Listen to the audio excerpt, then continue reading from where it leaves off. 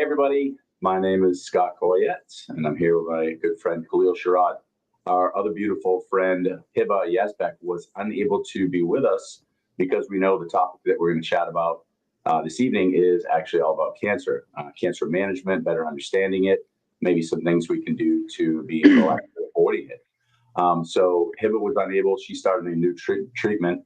But what we want to do is start the conversation today, get a little feedback from Kalil, talk to you guys, and see if we start answering some of the questions and maybe get some new questions that the next time the three of us meet, we can actually have an opportunity to give you the information you're looking for. So if you're somebody who has someone in your family who has cancer and you're not sure how to talk about it or how to treat them or how to act, those might be good questions. If you're somebody who cancer runs in your family, maybe it's skin cancer and you're worried about the sun, or there's a certain cancer that runs in the family, maybe what can you do to be proactive and possibly avoiding that? So everything doesn't have to be a sentence that because my dad had it, my grandfather had it, I will. And if it is, what can I do to make sure I'm treating it effectively? So, Cliff, tell me a little bit about your situation. Obviously, I know. They don't know. I've seen you in videos when we're talking to each other in the hospital, seen you bouncy, see you less than bouncy. Tell us about your experience with cancer to date in this present moment. Yeah, so as you said before, my name is Kalil Sherrod. I'm a sports performance coach. I currently live in Atlanta. I got diagnosed with Hodgkin's lymphoma 2 years ago, basically that same August. So it's basically right on the dot 2 years ago. I've gone through different types of chemo. I've done immunotherapy. I recently did a stem cell transplant that was in April or May this year. And after that, I had to quarantine for about 100 days. I just got back to work this August, and then the scans came back that I have still Hodgkin's again. But what happened was a stem cell transplant did a good job. It wiped out. I had a mediastinal mass in the chest and a mass in the clavicle. And this time it came back really small right at the start of the abdomen and both armpits. So still lymphomas, right? But they're really small. Like the size of the mass I got into 22 centimeters by 17 by 12. These little guys are like 1 or 2 centimeters each, but it's enough to be like, got to do more. Right. So I just started chemo again this Monday. So I go now Monday through Thursday. So today was my last day this week. And then I'm off for 2 whole weeks. So I won't do another treatment until September 30th. And then we're going to do scans midway, do 2 more times of that, and then see if I'm in remission. We're getting second opinions to basically decide, do I need to do the next level of stem cell transplant, even if I go into remission or not, because my cancer's come back so much. So that's like a general overview without going all the like has this happened? It probably has. Because 2 years is a long time. So and a Yeah, it lot of is. different treatments. So you're a competitor, and one of my concerns is always when somebody goes, "Yeah, but excuse me, but he's different than me. He's a competitor. He's a strength coach. He's been an athlete. That's not me." Yeah. So, what would you tell somebody as somebody who is a competitor? How does somebody really get to that embodiment of belief that they're going to get through this? And how do we support those who we know and we love who are struggling with cancer? Because it's a very real thing. We know that it does take lives. We know that many people can move through and survive it. But what are the differentiators? Because, I mean, no one really wants to talk about it. No one wants to be like, well, I've lost my father-in-law, one of my best friends, and that was only the last few years. And so I had a lot of these conversations with them, like, how can I help you embody the belief that you're going to be okay? Things happen. Like things Yeah. happen. And I see a lot of different things in you where I trust that you're going to be fine because a lot of me and you are very similar. Like we're like, Yeah. I always call it this. I'm stupid enough to believe I'm going to be fine. And the universe goes, he believes, run with it. And Yeah. how do we help people know that they're going to be okay? Because, you're getting through something. I know you're going to be fine. I'm watching you. There's days where, you could trade in some of those hospital visits, no doubt. Yeah. No doubt. But what do we tell that person who says, I just don't know if I can, or I don't know if I can support that person? How can we take care of them and help them?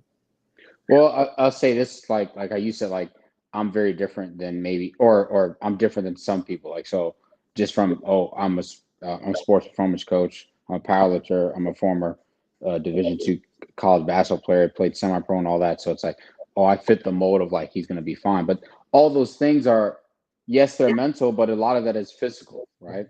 And now you're trying to fight a physical battle, but without a mental sharpness, you can't do it. So there's plenty of athletes that are great athletes, but never reach their potential because the mental block is there.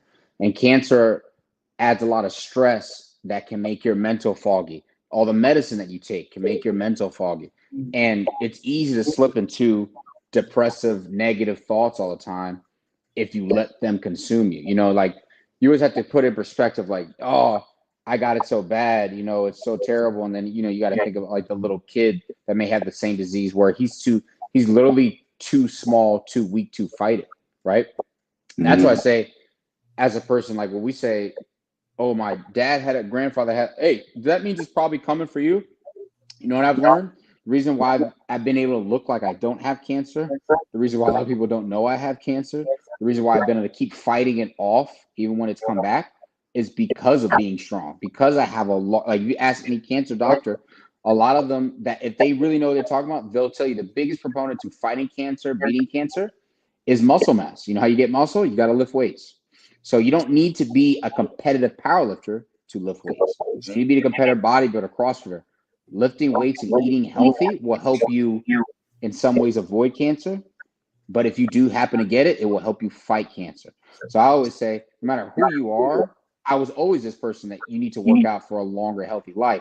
But if you want to prevent cancer, they literally say the things that help boost and keep your immune system healthy, which cancer tends to shoot down into the toilet, is a person that's coming in with more heavily, that they're more muscle bound, right? And that's the difference between an old and young person. Brittle bones versus strong bones, a lot of muscle versus a little muscle.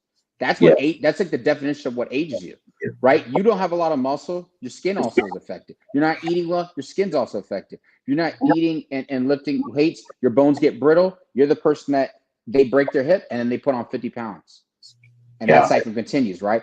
50% of our deaths are obese related. That's about working out. That's about eating right. So whether you get cancer, whether you know, maybe if you get HIV, all those things affect your immune system. So if you do things to strengthen your immune system, strengthen your body, you're more likely to fight it. Now that's on the preventive side. Now you just have cancer. That's more of a bigger conversation because it's like, okay, what can I do now to just mitigate the problems, you know? And I say one of the biggest things is work with a very good nutritionist. Scott happened to refer me to a friend of his that's one of the best nutritionists in the world. And he gave me a lot of details on how to how should I eat days before even my PET scans to make sure that they actually light up the right way on the PET scan and they're not seeing something that's fake. How do I eat during treatments, right? Learning that sugars don't cause cancer, but what they can do is make cancer that's already there grow, right? So he said there's not a lot of stuff that actually causes cancer as far as eating, but there's a lot of stuff that can make it grow while you have it. But at the same time, it's funny, like one thing that allows the chemo to be more effective is eating high glycemic dense foods. So he actually has me eat candy every 2 hours while I do chemo. But when I'm not doing chemo, my glycemic is way down, meaning my carbs I have to be super selective with. So it's a lot of protein, a lot of fat, and selective on my carbs. That doesn't mean no carbs, people. It means eating the smart carbs, which no matter who you are, you should be eating the smart carbs, right? Potato chips and sweet potatoes are very different, right? Yeah. One's the most dense food on the planet. The other one is, I just gained trash. 20 and today's chips are not 1960s chips. That's another thing that we have to, I think, differentiate is like, you know, we have the thing where like, I grew up, we drank out the water hose. I grew up, we ate fast food, we were just fine. All these things have gotten worse to make things more profitable. They don't care about. Now, there's some things that definitely cause cancer in sense of like environmental stuff. So being around factories, they pollute our water, right? There's certain foods where the ingredient list is this big because nothing in it is real and a lot of preservatives. Those things do cause cancer. But to be like, all sugar is going to cause cancer. Not all sugar is treated the same. And it's also the amount that you consume, you know? I like what you said, that it's so totally true, whether you're lifting weights, whether you're fighting off cancer, whether you're doing anything. It's when you eat foods and the volume of what you eat. It's not everything is bad. Like, how interesting is that you're eating candy during treatment because it actually allows the treatment to work, but then stop.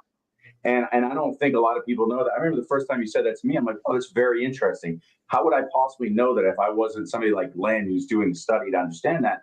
Yeah. And that's why I think we need to invite professionals in, whether it's through a book, listening to somebody like you who's going through it, listening to a nutritionist. But a lot of us try to go it alone and say, oh, my uncle told me don't eat sugar. So that's all I do is don't eat sugar. But I heard on the news somewhere. Yeah.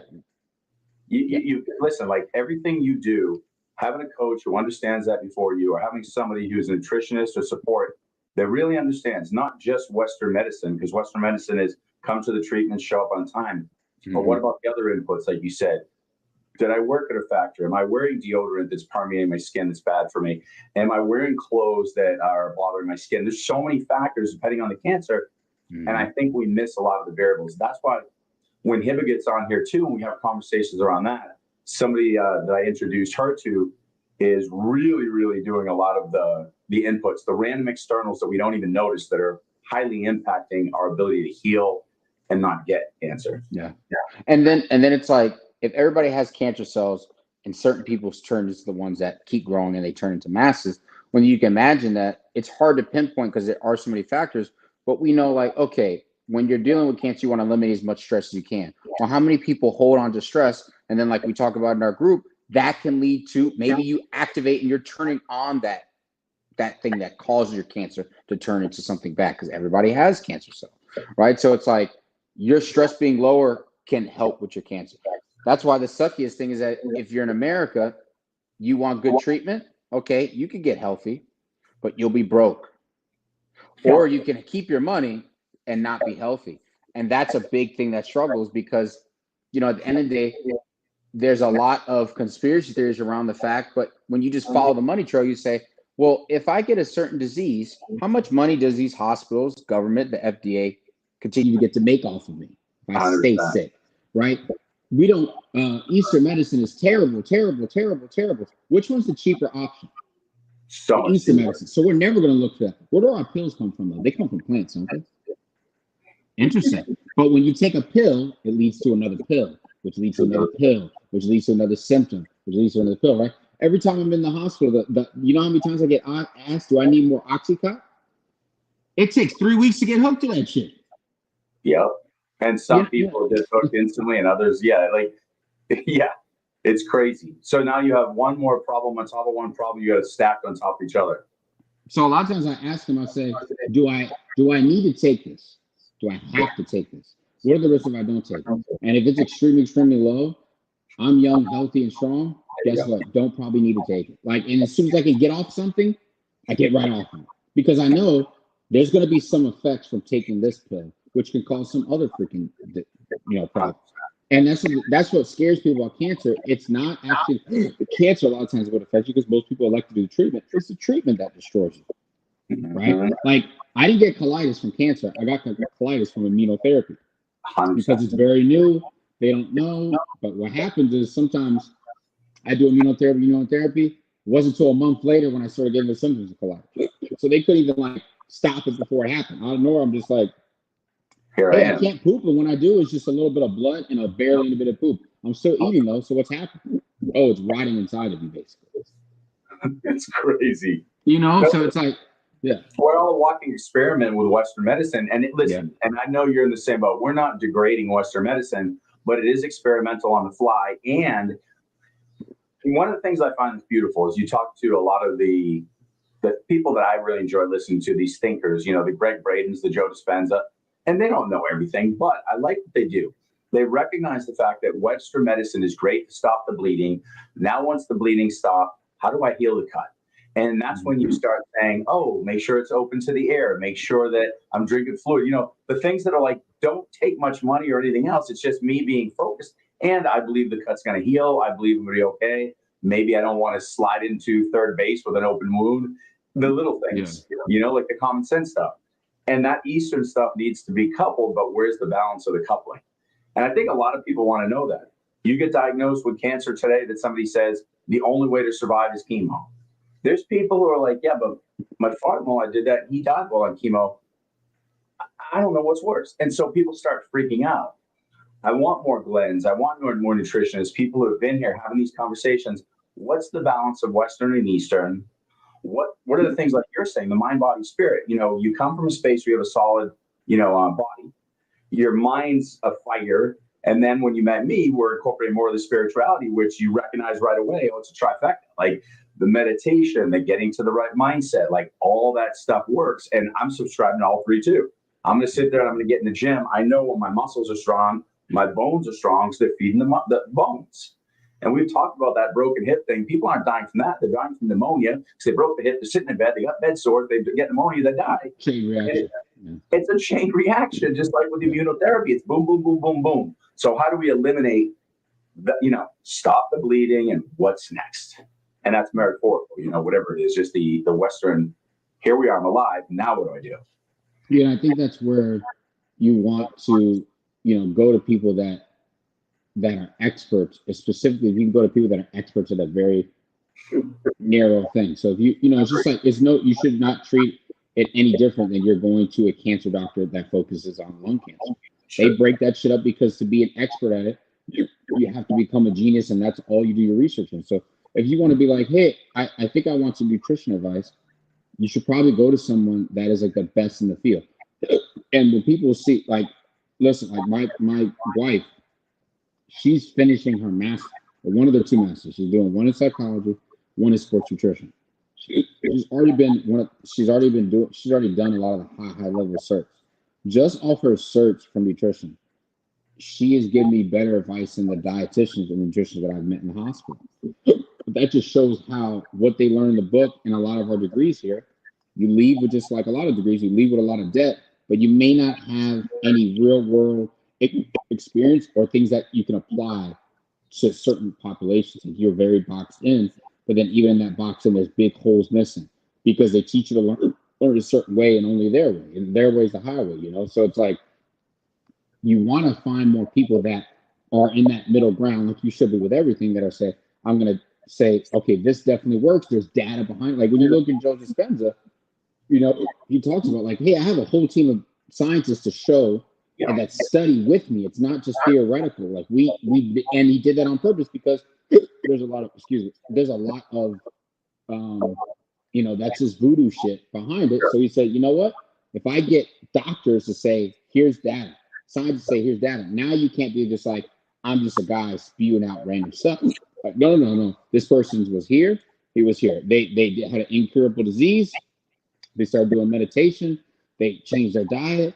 A lot of stuff that doesn't have to do with chemo. And after trying just chemo, and then all of a sudden it worked. And it's like, hey, still do you probably should still do your chemo, because at minimum it's going to quicken that process. But you need to do a lot more than that.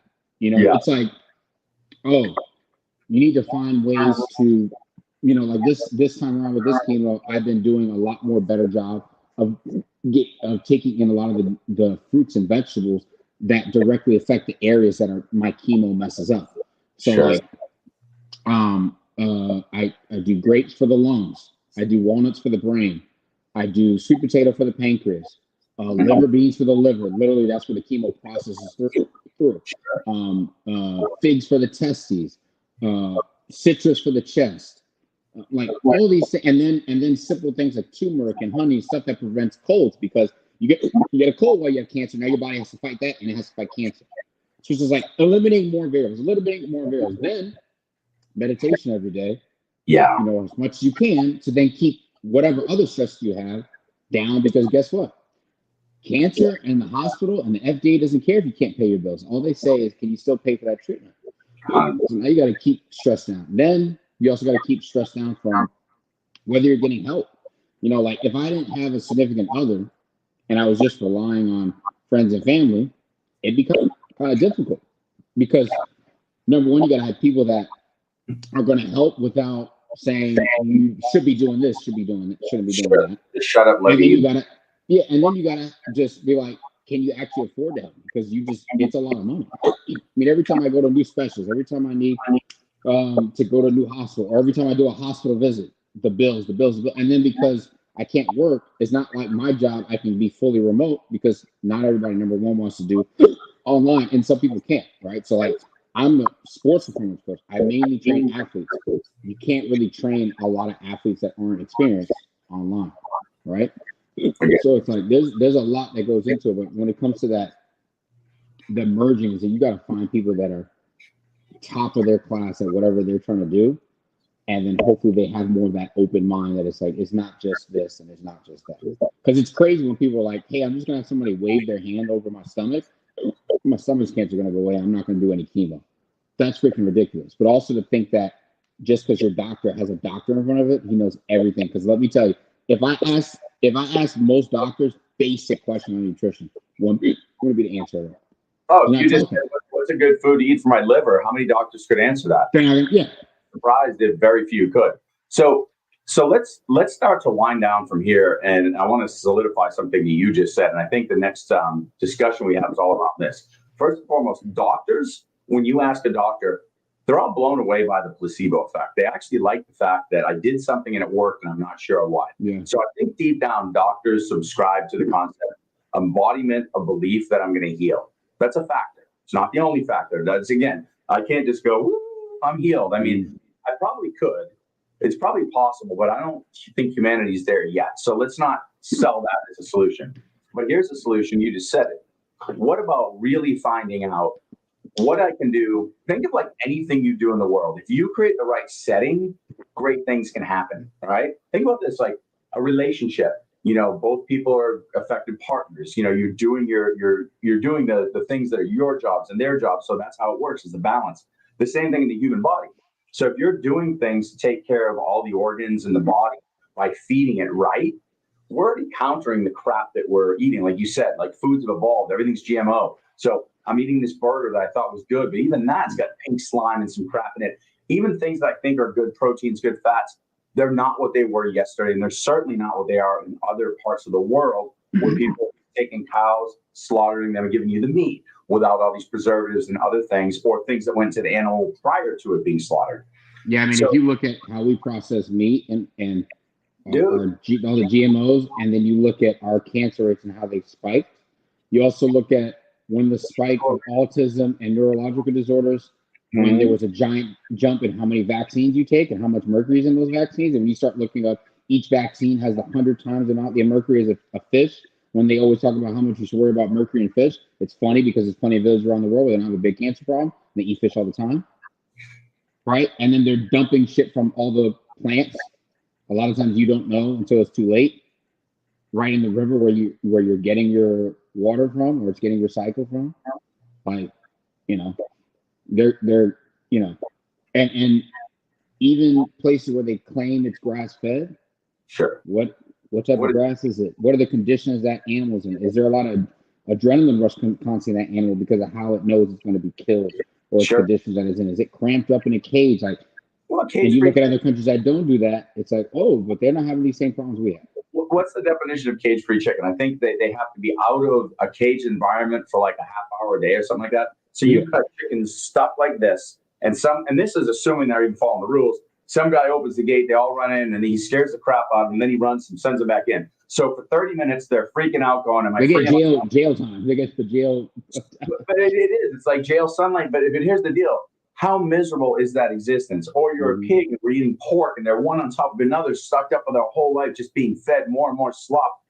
What is the energy of that being coming into us? We're getting like think of this. Our country has people who are all running on a fear-based existence. Everything's about this, that, all these things happening. That could be a combination of both programming from television and everything else that people are speaking about. Also could be just the negative energy from the food that was living in a space of fear. I mean, we can, without creating conspiracy theories, let's start our next discussion. We'll bring Hiba, and there might be one more person we can bring in too. And I'd love to start talking about the what we can do's. So maybe we start saying eating certain foods, and we create a list of foods that people can eat for parts of their body to take care of them. Suggestive selling, a guy at a certain age, why would beets be good to eat? Or should I have more of a certain juice? Or why should I do a body flush now and then? Or should I fast now and then to give my body a break? Is that good or bad for me? Those are really important things for us to understand, because we're all getting bombarded with so much info. No one knows what's true. And how many people would actually eat sugar in the middle of the treatment unless you talk to a nutritionist that's a specialist in oncology for these types of treatment? Wouldn't. So let's bring in some people. So we're sharing really good advice, a couple things that we can give people to walk away with, and maybe somebody they know or themselves that are struggling with cancer. We can give them a little more comfort by taking a closer look at what they can do to either prevent or support the cancer they're currently living with. Yeah. Cool. So why don't we jump off and enjoy the rest of the evening? Hopefully the folks who listen to this had a great opportunity to get some good info. And what we can do is we'll look at this later after other people have watched it, and we'll get feedback from them. And we'll have some more ideas of some of the other things we can share next time to proactively support people that either have cancer or family or friends that have it, and better understand it and better support it without our babbling from something we read, but deeper understanding from somebody who's truly an expert. Yeah. Then, I mean, like we can see like, oh, what ones kind of overlap with the questions we have, or how we can edit it a little bit so then it's a little bit more concise to exactly what people want to hear from. Sweet. Let's do it. All right, brother. Love you. And I will catch up with you soon. And you have a beautiful rest of your day. And we'll send us off with that. Take care, brother.